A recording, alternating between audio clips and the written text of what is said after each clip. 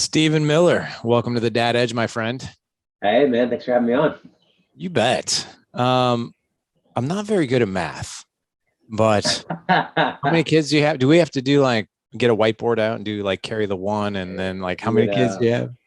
7 kids, man. Yeah, it's a lot. It's a lot to keep up with. Like we just had two birthdays within a week of each other, so I'm having to totally when everyone asks what ages, and I've had it down, and then like I get to keep it down for like a couple of months, and then it changes again. But they're 18, 17, 16, 16.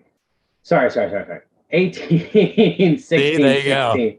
Yeah, 18, 16, 16, 15, 14, 8, and 6 That's, currently. that's So good, man. yeah, it's a lot, but it's a lot of fun. So Wow. So how do people normally respond when you're like, and they're like, oh, how many kids you have? And you throw the number seven out. What do they do?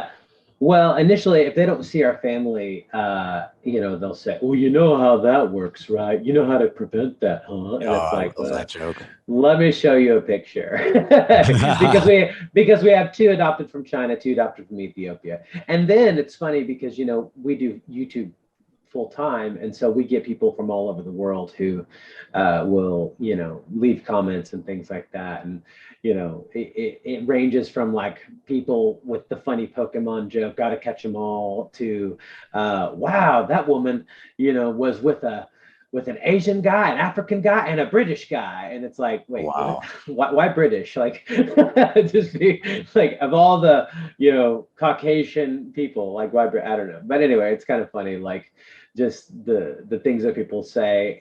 I think the one thing that's the most common, we were at Costco the other day, and people, I mean, this happened like 3 days in a row. People will assume that we're like a church youth group, and they'll come up and, hey, are you guys like a church youth group? And we're Yeah, like, no, yeah. we're just a family. Or they'll think that we're like a foster home, Yeah. or something like that, and they're like, man, God bless you for doing what you do. And it's just like, I appreciate that, but like, we're just a family. Yeah. So it's kind of funny, to get the responses from all the different people. But we love our kids, and we kind of like being a big family, so it's That's fun. cool, man. Yeah, I have something that you can maybe use if you want. You feel free to steal it.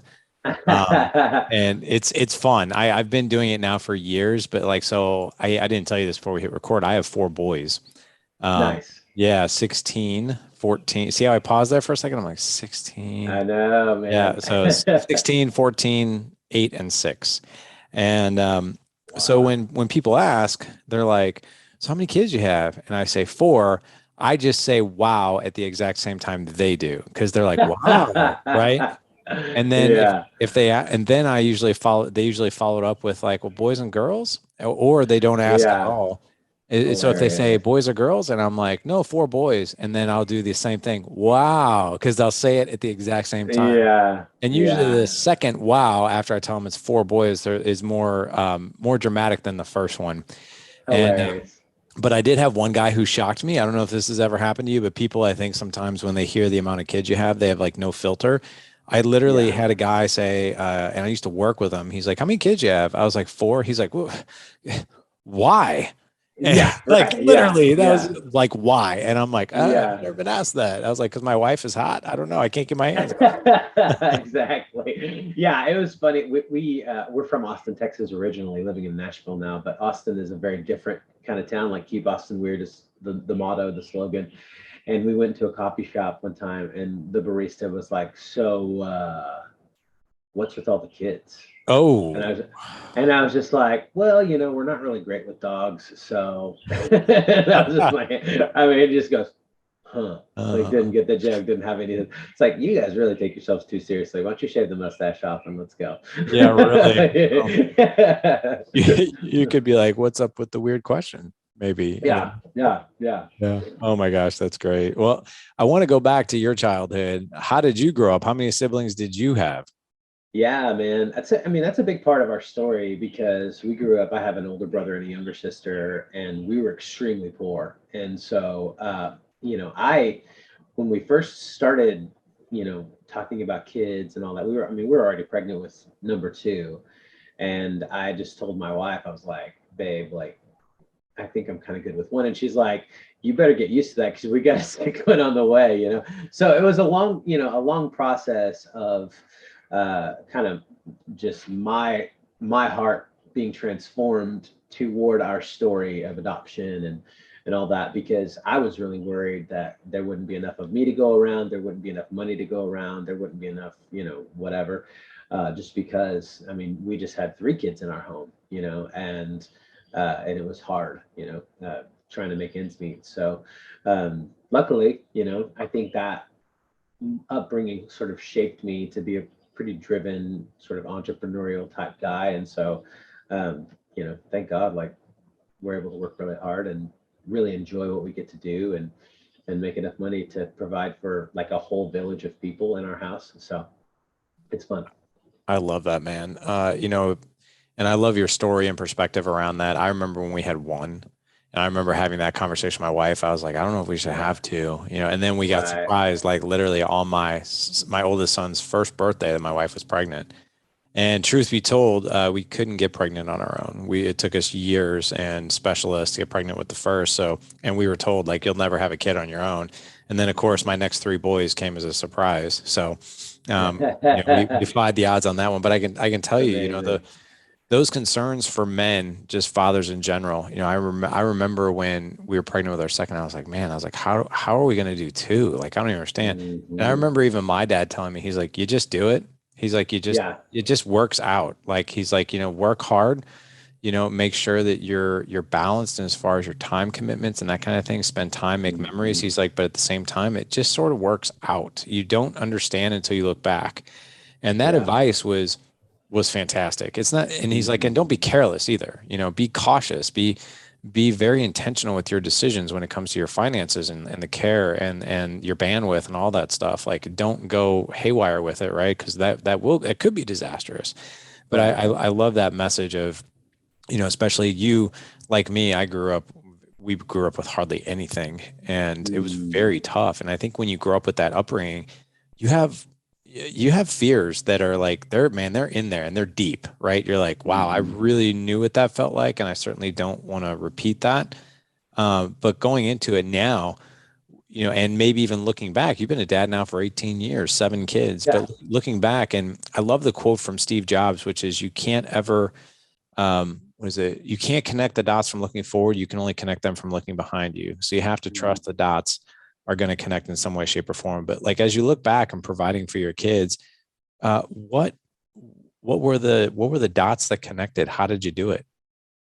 Yeah, I think number one, you know, we were grateful because I just put out a book, and I didn't really talk much about this in the book, but it's called The Art of Getting It Wrong, and just about all the mistakes I've made and all the failures I've made, and you know things like that. And for me, our story sort of begins in what many people would call a mistake or whatever. Like we were Christians, and so we, had said we wanted to wait till marriage, and then we didn't, and so here we were, like kids, babies with a baby, and so I'm number one. I think the biggest dot that I would connect is that my wife's family and my family were both so supportive of us to help us through pretty what we thought. I mean, at that time we were kids, like we thought, man, what are we gonna do? Like, how are we gonna, you know, like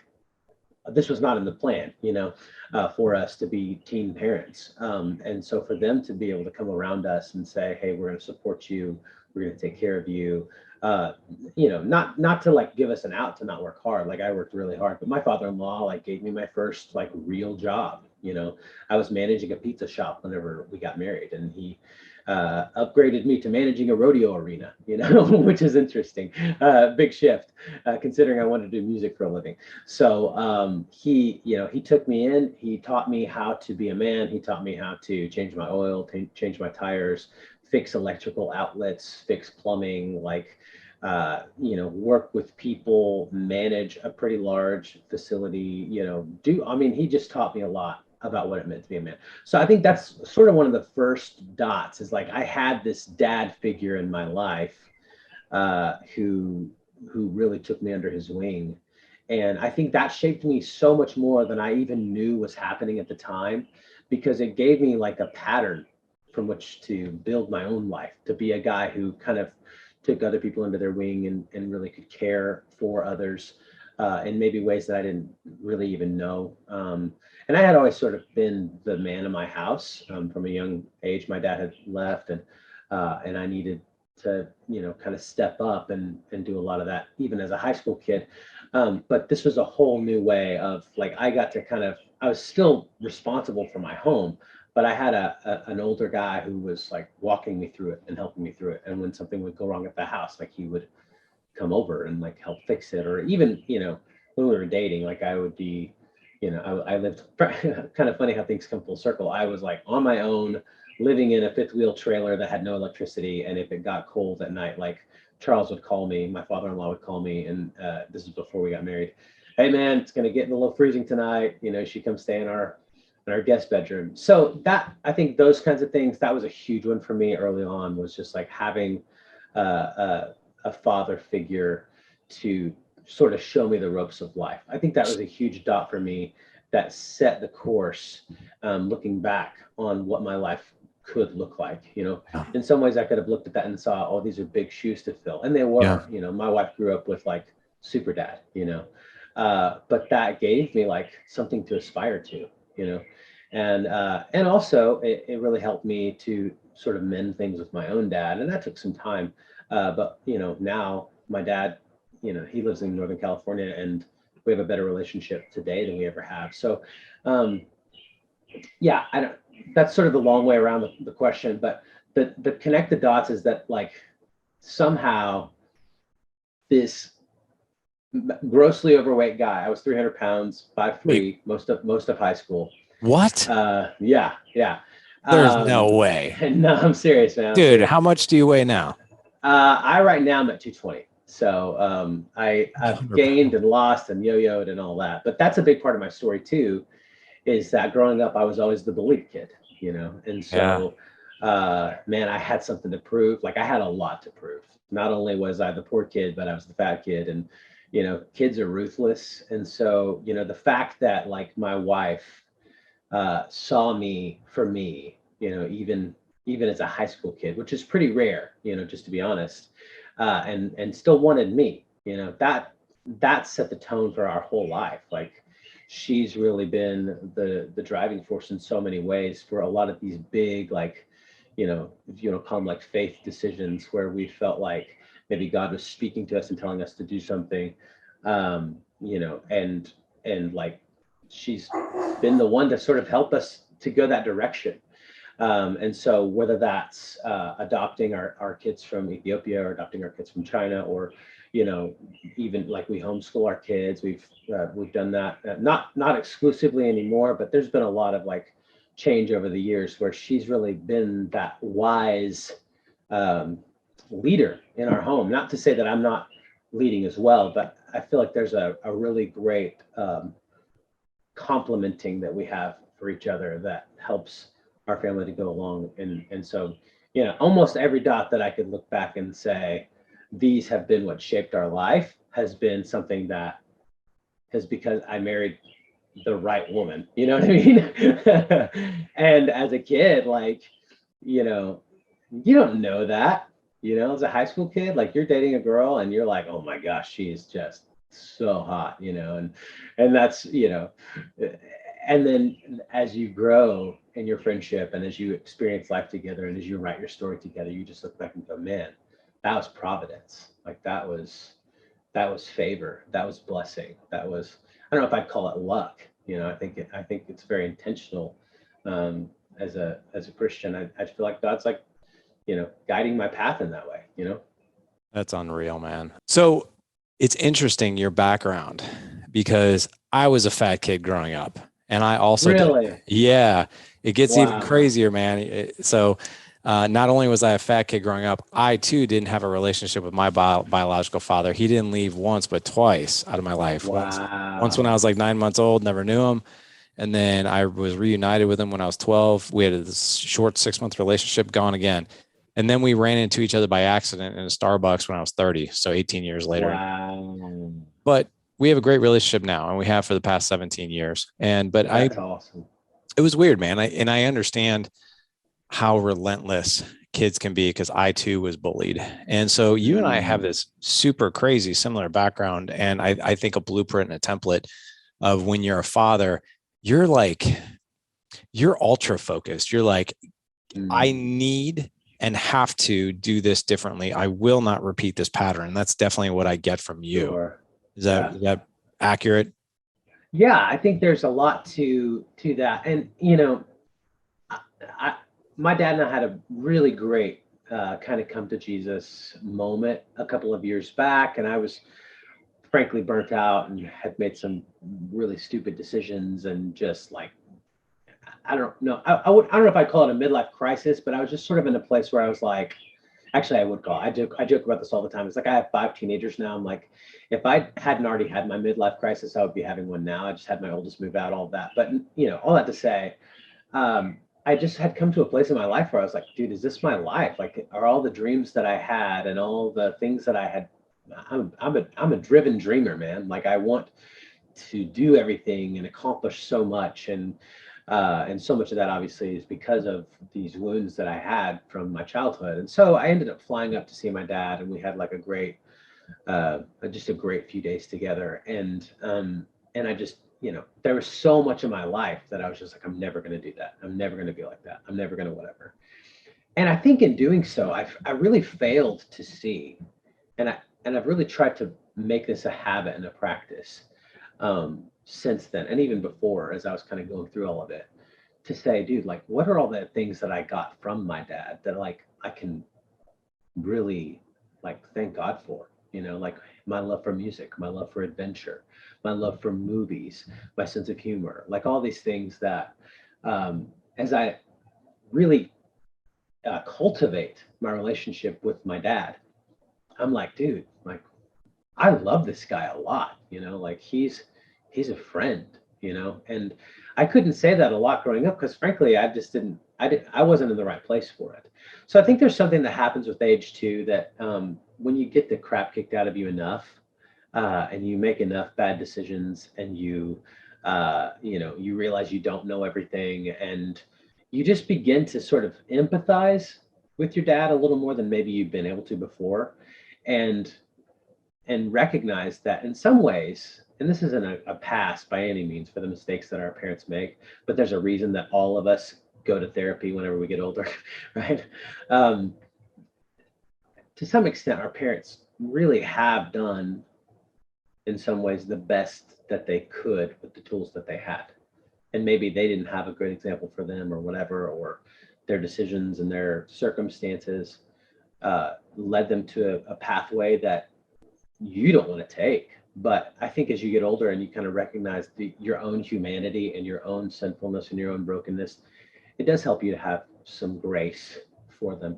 And one of the biggest things that maybe the best show of all time is Breaking Bad, I think, because um, there's this guy and he's a science teacher, and he's Hal from, Malcolm in the Middle. Like he's that goofy, like lovable guy. And somehow one decision after the next, one mistake after the next, one, whatever, he becomes Heisenberg, this like ruthless drug lord, guy. And the thing that's so brilliant about this show, and Vince Gilligan says this, he's the creator of Breaking Bad, and when he was pitching the idea to Bryan Cranston, he's like, I want to do something with this show. I want to turn the good guy into the bad guy, and everyone's going to understand, like, given the right circumstances, that's me, you know. And they did a brilliant job of it, because at the beginning you love, Walt, and at the end you hate Walt, you know what I mean? And along the way, every decision he makes, you're going, I could see why he would make that decision. And so it's just a commentary on human nature, that, like, but for the grace of God, so go I, you know what I mean?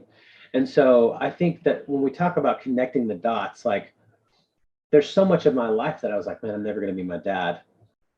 And looking back, there are so many things that I'm like, man, I'm so glad that my story went the way that it did, because it helps me to see, like, I'm grateful that I wasn't like my dad in these ways, but I'm also grateful that I was like my dad in these ways. You know what I mean? So I think what we can get from that as dads is like, we're all in the trenches right now, and we're all slugging it out, trying to make it work, trying to figure out how to do this thing right, trying to be, you know, we're not going to be like our parents in some ways, but we'll be bad in other ways that our kids will be going, man, I'm never going to be like my dad. You know what I mean? And that's sort of disheartening. But at the end of the day, when you get to the place that, you know, that you can say, like, yeah, but man, all his mistakes, all the stuff that he regrets, all those things that he's dealing with, the shame, the guilt, or whatever, like, my dad probably loved me. And that can, maybe that's not like a blanket statement that every kid can say, but for me, I'm grateful now that, like, I can see the beauty of it all, and maybe offer myself a little bit of grace for the brokenness in my own fatherhood journey. You know, the ways that I've wounded my own kids. That, you know, they may need to get therapy one day for. You know, but hopefully at the end of the day, they're able to step back and say, "But man, my dad really loved me. He took care of me. Mhm. He cared about me so much." And there's grace for that. You know. You know, you bring up such a good point, man. As you're talking, I'm like, oh my gosh, like I think we were cut from the same cloth, or we were brothers that didn't grow up together. Like your words are the words that I use all the time, and vice versa. And our experiences are so similar. And I too, how old are you, Stephen?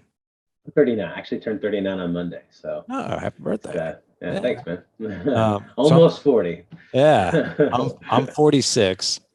And what I can tell you is, you know, for a lot of my life, I would say even before I met my dad, and even when my dad and I kind of at the very beginning got reunited, and it's so funny you talk about this come to Jesus conversation that you had with him. I too had the same. And so let me talk real quickly about the come to Jesus conversation since you shared yours. But like I remember my dad and I were reunited for about a year. I had just had my first son, and then I found out my second one was on the way. And I'm sitting here as a father, and I'm like, my oldest at the time was the same age as I was when he left the first time. And it really rattled me, man. Like it really, really rattled me. And I was just like, how? Like how can Mm, anyone even fathom, right? So yeah. I called my dad one day. I'm like, hey, can we go out to dinner? And my dad is very in tune. You know, he senses things like a mile away. He's like, yeah, absolutely. Went out Yeah. to dinner, and he's like, so what about the past do you want to talk about? And you know, we kind of laughed about it, but I very seriously looked at him. I'm like, listen, um, I want to talk about the past, and I want to get very raw, and I want to get Mm, very real. And to be honest, I really just want to do this one time. And I just want mm, to get all this out. And I want to hear your side of this, and I want to hear your side of it from whatever place it comes from. And then let's just agree that maybe if I have questions or you do, we talk about it at a later time. That's fine. But let's mm. focus on what we could create together, not what the past was. And he's like, I'm all for that.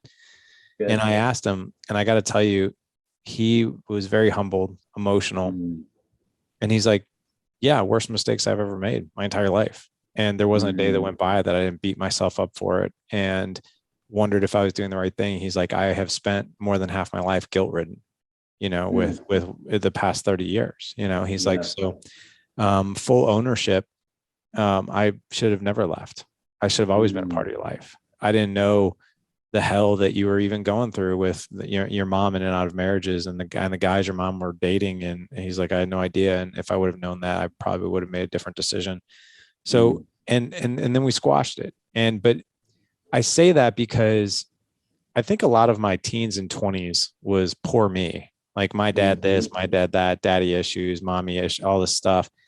And then when I got in my late 30s, I'm like, my dad's a human being, and human mhm. beings make mistakes. Yep. And I couldn't agree more with people do the best they can with the tools that they have. And here's one of the coolest things. I mean, I know you're obviously a YouTuber, and you know, if you think about the technology and the resources that are literally at our fingertips with these devices, right? If I want to start doing my own homework on, hey, how can I be a more patient father? How can I be a more present father? How can I do this? Like, listen, when you and I grew up, you had to open up the yellow pages and find like Yeah. coaches and resources and blogs and all this stuff and here's the Mhm. other thing too. If you were seeing a therapist, if your parents were in marriage Mhm. counseling and your friends at school knew about it, oh, you were broken and you now come Such from a a broken stigma. home. Yeah. Yeah. Now it's like there are a plethora of resources. And I think what we're seeing today is a generation of men like you and I who are like, I don't know what I'm doing, but I should know more. Like, give me the information, please, because I Yeah. really want to do this right. So I think we're seeing a generation of men who are like, it stops here, and I'm going to Mhm. do this differently. And I applaud men for Yeah. that. I think it's amazing, and you as well. Before we get to your book, I really want to talk about just marriage with you. What's your wife's name? Amanda. Yeah. Amanda. So you guys have known each other since high school. So I'll say this: Yeah. not only have you guys grown together, but you've grown up together, Yeah. right? I mean, so you and how long have you been married? It'll be 19 years in May. Well, I guess this is coming out in June. So we've been married 19 years. Happy anniversary. Yeah. 2003. Yeah. Yeah, us Yep. too. Same. That's Um, awesome, man. I'd really like to know though, going back to high school, you've been married for 19 years. You've known Amanda forever, right? More than half your life. You've grown up together. You've grown with each other. What is one or two things about marriage that you're like, oh wow, this was literally one of our saving graces. This is one of the things that we lean on. This is what we've Yeah. done, right? What would you say? Mhm. Yeah, I think the number one thing is that, you know, we talk a lot about trying to be the chief forgiveness officers in our home, because we mess up a lot, whether that's with our words or actions or whatever. And I think one of the best things that we've tried to do is to be quick to ask for forgiveness and quick to forgive. And part of that too is that, the longer you're married, in many ways, the less you truly know each other. And I say that because you have this shared story where in their mind, you're always the same person that you were all these years ago when you wounded them in this way or said this thing or whatever. And or like you just stopped learning each other. You stop learning, you stop being curious about what makes them go, what drives them, what are they passionate about, what makes them happy, what are they excited about, what are their dreams, because we're all changing all the time, right? So uh my I joke with Amanda, is like she's probably been married to 15 different guys, over that 19 years, and they've all been me, right? But I change a lot. Well, the same is true of your spouse. And so unless you keep this curiosity about them and a willingness to constantly be writing the story you're actually living rather than either rewriting history to fit a certain mold or whatever, or just keeping the same story and just frankly lazy, being lazy about your story. You're missing out on the adventure of what it means to have a lifelong happy marriage. So one of the best things that Amanda and I started doing, and this is maybe, well, this is about the same time that I went and hung out with my dad, is that I started keeping a journal of like my favorite memories with my wife and my favorite moments with my wife and the things that I love about my wife, the things I'm most grateful for about my wife. That just it's like journaling. It's a habit of just remembering the right stuff, because in reality, like we're just naturally bent toward the negative. Like I do YouTube, and every video we put out will get 1,000 some odd comments, but it's the one bad comment that I'm drawn to. You know what I mean? It's the same with podcasting. Everyone will be, oh, it was a great podcast. I'll be, whatever. And somebody will be like, oh, hated that podcast. That guy rambled on for hours. And it's like, it was only a 30-minute podcast. So I think having a practice of remembering and rehearsing the good stuff is so good, and it keeps the story fresh, because we actually are adding to that all the time, right? So if we have a great, and part of that now is that we have videos, which is great, but videos only do so much, and that's still the public facing stuff. And there's so much more to our life that's not on film. My daughter kind of turned me onto this idea. Honestly, I don't think she even ever intended to, but she keeps a running log of like hilarious things my son says. And I mean, he says some crazy stuff. We were watching TV the other day, and back in the day we had Bart Simpson. Nobody better lay a finger on my butterfinger. Well, that's just like gotten way out of hand, and now it's like somebody's like stealing a butterfinger, and like the FBI gets involved and whatever. And my son just like goes, it's just a butterfinger. Like, do you really need to get the FBI involved? And he says, it's just like he has these reactions that are so innocent and pure, but they're hilarious, So my oldest keeps like a log of like the hilarious things he said. And so in a similar way, like I keep a log of like things I just am crazy about my wife for, things that I love that, like my birthday was Monday. So she was like, hey, why don't we go hiking for your birthday? And I'm just like, yes, like that's my love language. Like, thank you. Like I would love to do that. And, she's like, what do you want me to make? And so she makes me this apple pie that's like the greatest apple pie in the world, and I like, I'm writing all this in my little log because this is like, I want to make sure, I don't know how long I'll be alive or if I keep my memory into my old age or whatever. I mean, we never know, but to be able to look back on this stuff and go, oh yeah, she's freaking amazing. I think that's huge. Just constantly keeping a curiosity and keeping a wonder about your spouse, because there's certainly going to be enough stuff for any marriage that you can be frustrated about or whatever. And and that's, if that's what you focus on, that it's, where's the joy in that? Right. I think the marriages that last are the marriages that, like, you look at your spouse and you make it a practice and make it a habit of being in awe of them as much as you Yeah. possibly can. Man, just two really big reflections I think that we can pull from that. I mean, there's many, right? But if I could simplify anything for the audience, it's we teach our guys in our community, like in our mastermind, especially when it comes to marriage. If you both come to the table with the approach of appreciation and curiosity, it's more powerful than expectation and agenda. Because if you think about it, every human being, we come to relationships with other people with expectation and agenda, right? Expectation and agenda. So like, I'll give you an example. So if you're gonna go talk to somebody, right, or in some way, shape, or form, then you are going to talk to them about a certain something. So you have an agenda, right?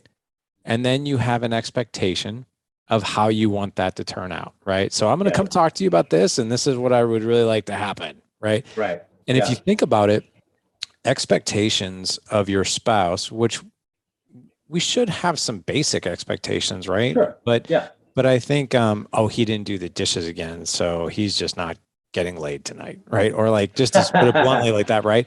Yeah. The expectation factor can start to birth the emotional resentment. And I swear, man, emotional resentment is the brick and mortar that will divide a couple, right? And the way to overcome that is, well, what if I just looked at you through the lens of appreciation and curiosity, which is, that's exactly what you just encompassed, right?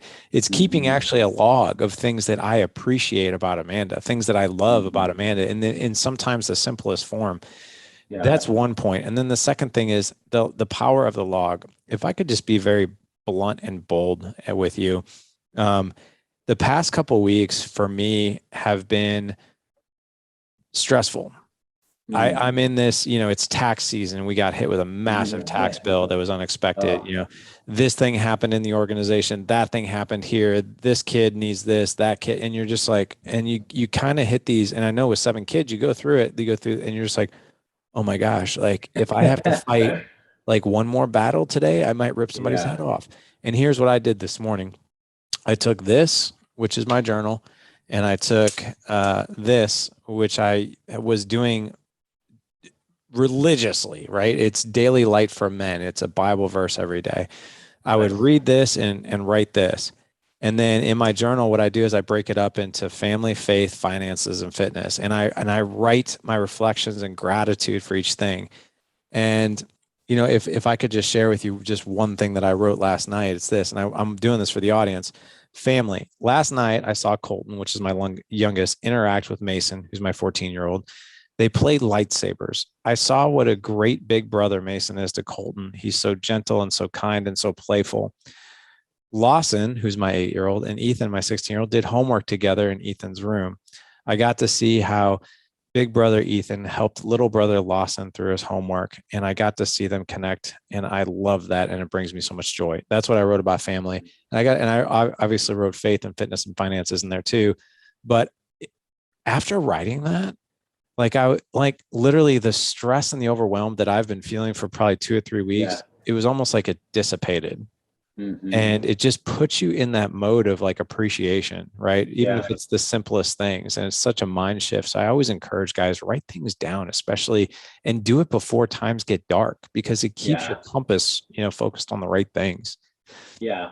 There's a, our kids are 18. So my oldest is 18. My next oldest is 16. And there's a show that they used to watch when they were kids Which one? called Veggie Tales. If anybody's familiar with Veggie Tales, who's listening to this? If not, we're dating ourselves. But there's an episode called Madame Blueberry, and she's just so unhappy, Yeah. Yeah. Yeah. and because there's just all this stuff she wishes she could have, but she can't. And there's a song that says, a thankful heart's a happy heart. Yeah. And we've tried to instill that in our kids from the time they were kids, but like what a beautiful, like, simplified version of this. Like, Yeah. we're really in a world, and I don't mean to downplay this at all, or oversimplify things, but there's so much anxiety in the world, and there's so much fear, and there's so much frustration, and there's so much just, I don't know. I think it comes from, like, feeling entitled in some ways, Yeah. to just having dreams that didn't pan out. There's a famous poem. What happens to a dream deferred? Does it shrivel up like a raisin in the sun, or does it explode? I mean, there's just all these, like, things that, if we're frankly looking at our lives, like, there's a lot of fuel for not being happy in our life. But we have this maxim in our house: there's so much more beauty than there is brokenness in the world. Yeah. So look for the beauty. And if you can really practice gratitude in your heart over the beautiful things and the wonderful things, and even something as simple as, like, hey, the sun just came out. I live in Nashville and it rains all the time. So, like, literally, I am looking up at the sun right now. The wind is blowing, and, like, my heart is filling up with gratitude. And if we can begin to sort of look at life through that lens of gratefulness and thankfulness, I just feel like we'd be a lot happier people, because we're not going like, I deserve this. I deserved for this to happen. Like, in reality, I didn't, but I got it anyway. And so I'm so, so thankful for that. Yeah. And I just think in our marriages, that would be, you know, amazing for our marriages. If we could start to look at, like, our wives, or our spouse, if you're a woman listening to this podcast for whatever reason, your husband, uh, going like, man, I'm so, so thankful for the husband I have, or the wife that I have. And it goes to being a parent as well. Like, I'm so thankful for my children in this way, this way, this way, because that's real too. Like, we can get frustrated with our spouses, but our kids give us a lot of material as well, if we're honest. There's beautiful Oh moments yeah. with our kids, but there's also really frustrating stuff with our Yeah. kids. And so the more we can just practice gratitude and thankfulness for our children on a daily basis, man, that just creates, I think, a beautiful life and a I happy life. agree.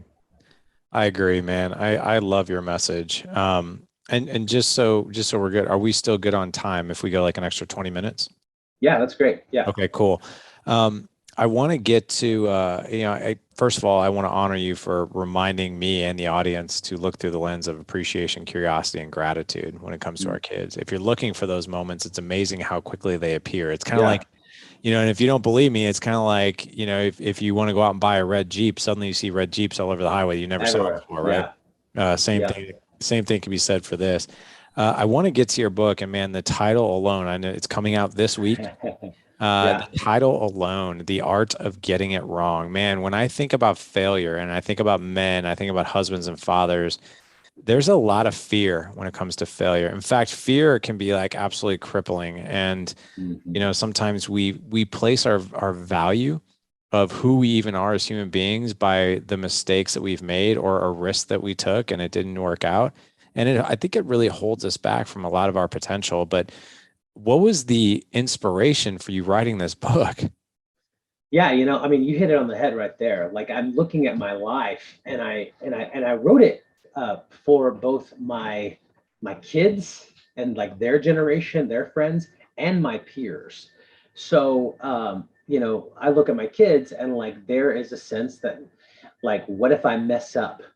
I don't know if I can do this thing, because like if I get it wrong, that'll be the end of life as I know it. You know what I mean? Like whether that's ordering a pizza or trying out for the basketball team or like applying for a job at the smoothie shop or whatever those things might be, right?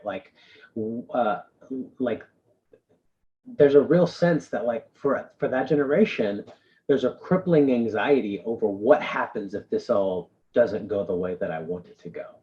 And so I'm trying to write it from like, hey, I've been through that, and you know it's going to be okay. Like probably the most common phrase I say as a dad is it's going to be okay. So and then on the other side of that, you got guys in our stage of life, and they've kind of, and I alluded to this earlier, they've kind of been there, done that, and did get it wrong in a lot of ways. I mean, all of us can look back and go, geez, man, I really messed that up, you know and either they're kind of going like, really, is this it? Like, is this what life is supposed to be? Or they're kind of going, man, how can I learn from that? How can I grow from that? How can I move forward from here, and this next season of my life be the best season of my life? And so it's really for a whole gamut of people, whether you're a guy or girl, mom, dad, husband, wife, kid. I don't care. Like the principle is the same. We're all broken, flawed, fallible human beings who mess up all the time. I probably mess up way more than you do, but like the statement is true across the board. Like we all mess up.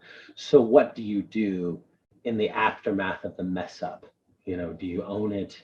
Do you learn from it? Do you grow from it? And so I kind of came up with 3 tenets of the art of the epic fail, so that really we could kind of look at this as an art form rather than like the end of life as we know it. And it is, number one, your failure isn't final. Okay. So, uh, like, this is not the end. Like, you can mess up and life will continue on. And I know this because I've messed up maybe millions of times, if not in the high hundred thousands of times, and I'm still going. So, obviously, there are types of failures that end differently than others. Consequences vary widely from mess up to mess up. But nonetheless, like, life goes on. It's not the end. Failure isn't final. Number two, you are not your failures. So um, I think what often happens is that when we have these wins and we have these little victories, they kind of get written like with our finger in the sand on the beach. You know what I mean? And the problem with that is like, as soon as a wave comes in, that's gone, right? But with our failures, they're sort of like with a huge jackhammer etched in concrete forevermore. And so whenever I look at that and I go, if that's the way the human heart is sort of bent, like I can think of guys that I know who have messed up, and like they will forevermore be known by that failure. And that's a terrible place to be, but that's not like their identity. There is a better identity that they have because they are created in the image of God, and that's the best identity you got. My identity is not my failure. My identity is that I'm made in the image of God. And that because Jesus died on the cross, like I have a better name, I have a better future, I have a better, just frankly, everything that I could ever earn for myself or destroy for myself. So I'm not my failure. My failure is not my identity. My failure is not final. And the final thing is my failure doesn't define me, but it can refine me. And that's where I think the real boots on the ground comes into this, because the first two are kind of like sort of ethereal, like ideas and ideals, like to make me sort of feel better about the fact that I messed up. And if we're not careful, like that sounds like a lot of just like, oh yeah, get out of jail free card kind of stuff. You know what I mean? And nobody wants that. Nobody wants a guy who messes up and doesn't take ownership of their mess up and try their best to grow from it.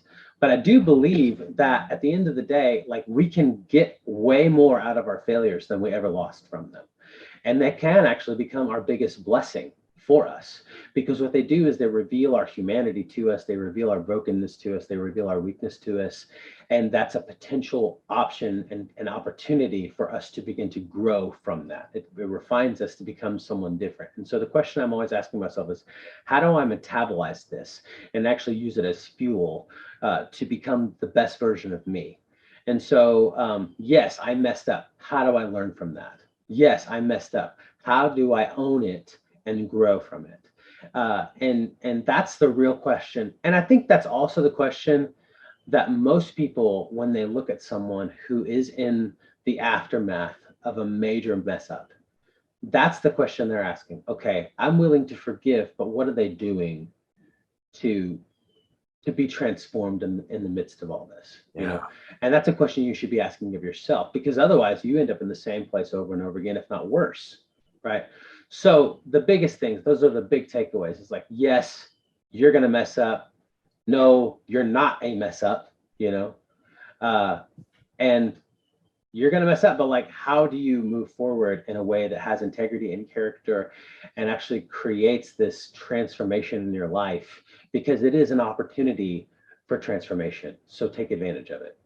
Man, you know what's so beautiful about your message, Stephen, is the questions, right? Mm, I had a podcast guest on, this was years ago, Commander Mark Devine. He is the founder of mm, Unbeatable Mind and former Navy SEAL commander. And the quality of your life depends on the quality of your questions you're asking yourself and those around you.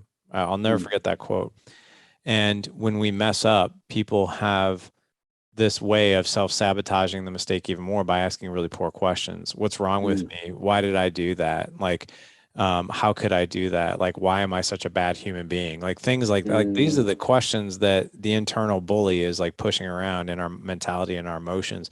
But I Yeah. love the deliberate and intentional questions that you use. You know, how Mm, can I move forward from here? How can I take full ownership? How can I use this as a learning moment? What did I learn? How did I evolve? What am I going to do to pivot? These really, really powerful questions that allow us to, I think, fail faster, fail mhm. forward, because we Yeah. can we can fail and it's an amazing lesson, or we can fail and we could be our own demise in that failure. Yeah. So Yeah. that is beautiful, man. And failure I is, do think the question of why would I do that or how could I do that, those are not necessarily bad questions, because I do think they reveal a heart motive mm, that at the end of the day, or they reveal a character or integrity flaw that at the end of the day you have to get to the bottom of before you can truly move forward with character and integrity. So I think those are huge. And I think also the fear of failing, and you talk about fail fast, you know, like that. If you're so worried you're going to fail that you don't do anything, that's a failure too, you know. good So I, point. I think that's really good. But at the end of the day too, you got to go, if you don't do it, then you're going to be asking yourself, why would I not have done that? Right. How could I not have done that? You're going to have a lot of regrets at the end of your life. So that question of why or why not, or how not, those are really important questions, I think. But you're right. Those are questions that people do ask themselves. It's just a matter of how do you answer those questions Yeah. in a way that actually causes forward momentum rather than wallowing in self-pity. Yep. Yeah. Oh my gosh, I love that, man. Do you have by any chance and I apologize, I haven't read your book. I know it's not out yet. But do you have a story in your book that is maybe super authentic to maybe your experience of a time where you made a big mistake, and Mm. just maybe some of the processes that you lay out in the book? Can you share a personal story that you have? Yeah, man. I mean, I think the chapter, there's so many chapters and they're just all hilarious. It really is a funny book, and I read it and I just laugh at myself. But I think that's probably good because, a lot of people would write a book and say, "Hey, look at all my wins. Look at how great I am." I happen to feel like, when I look at the Bible, and I try to read it every day, there's not one guy in there that's not a total mess up. Like there's Jesus and he's it. Like everybody else just utterly screwed up all the time.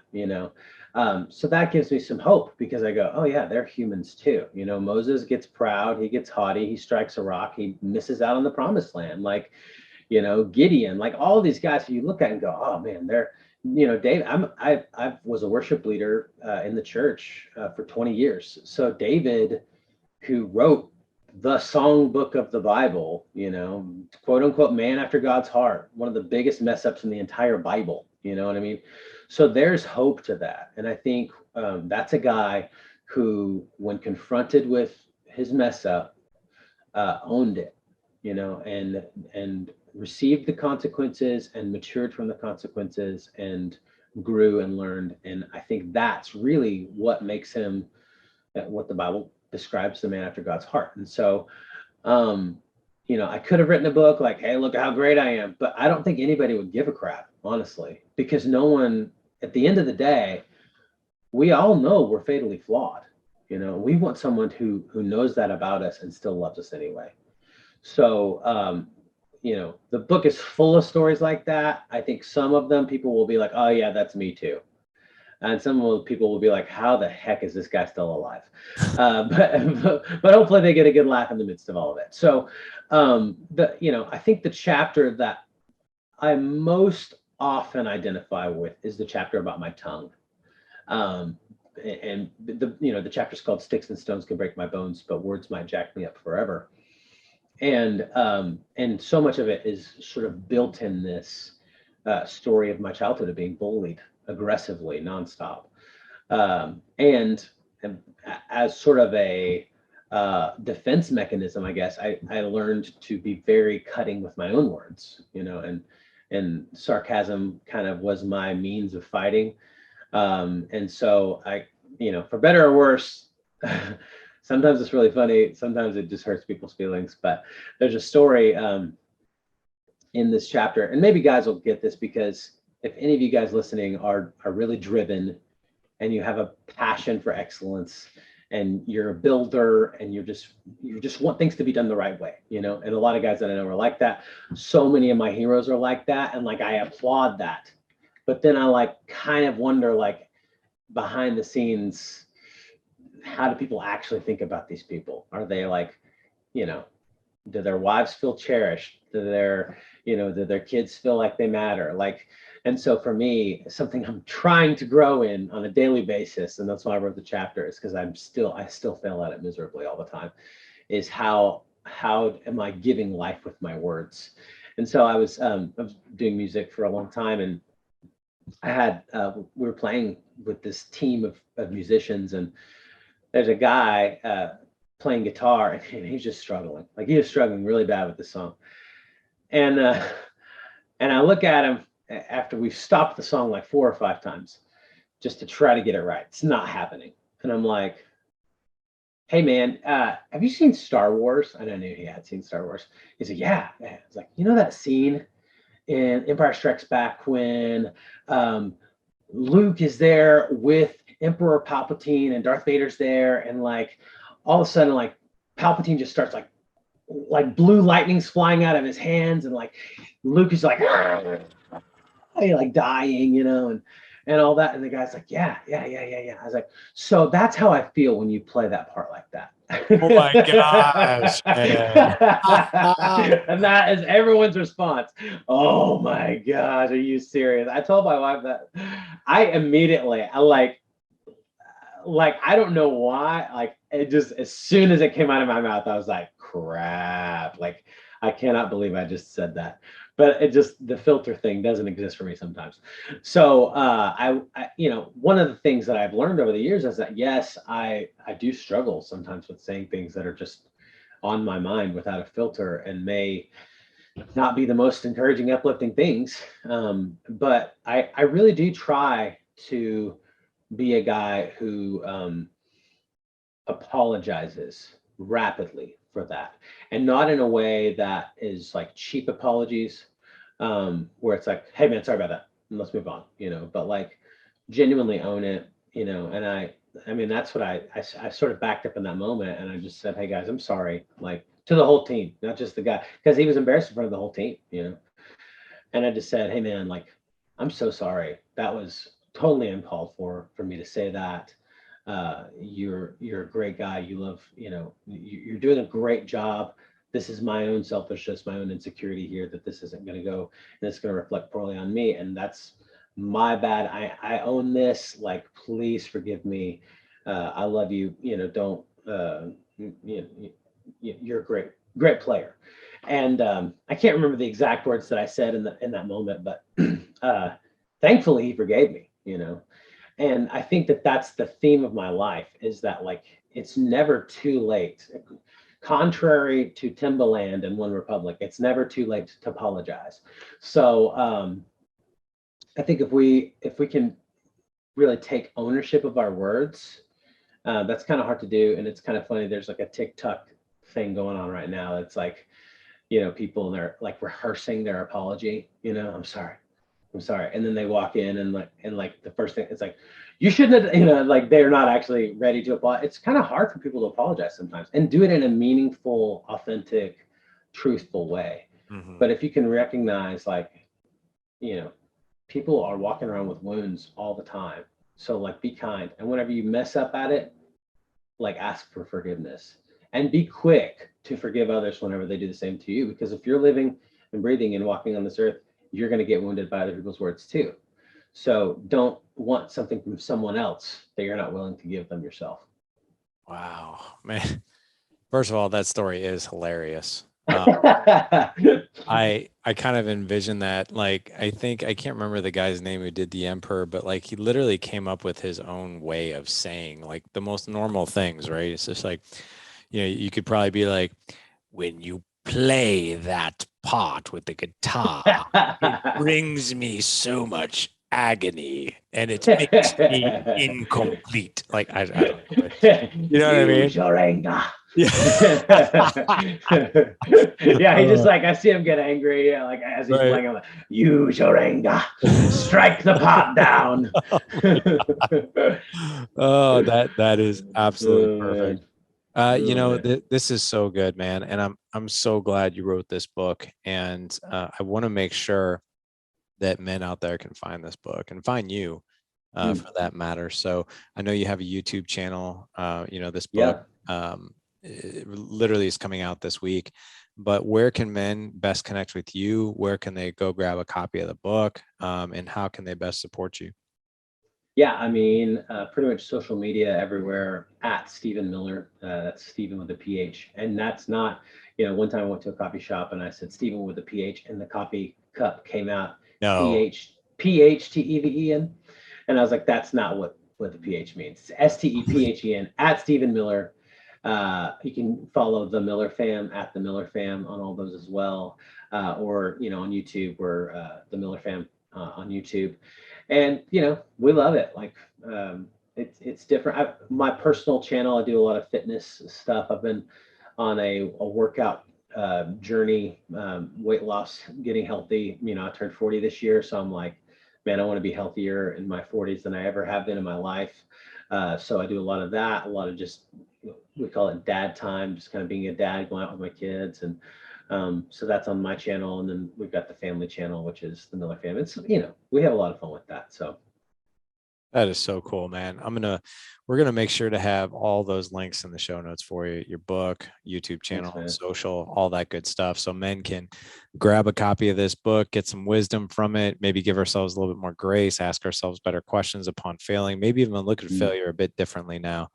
Yeah. I have loved having you on. Gentlemen, for this particular show, you can go to thedadedge.com/372 for this episode. Again, thedadedge.com/372. Stephen with a PH. This has been this has been so cool, man. I've really, really enjoyed this. You're a good man. got a good Great. heart. And thank you for coming on today. Thanks, buddy. Appreciate you. You bet. Gentlemen, go out, live legendary. Take care.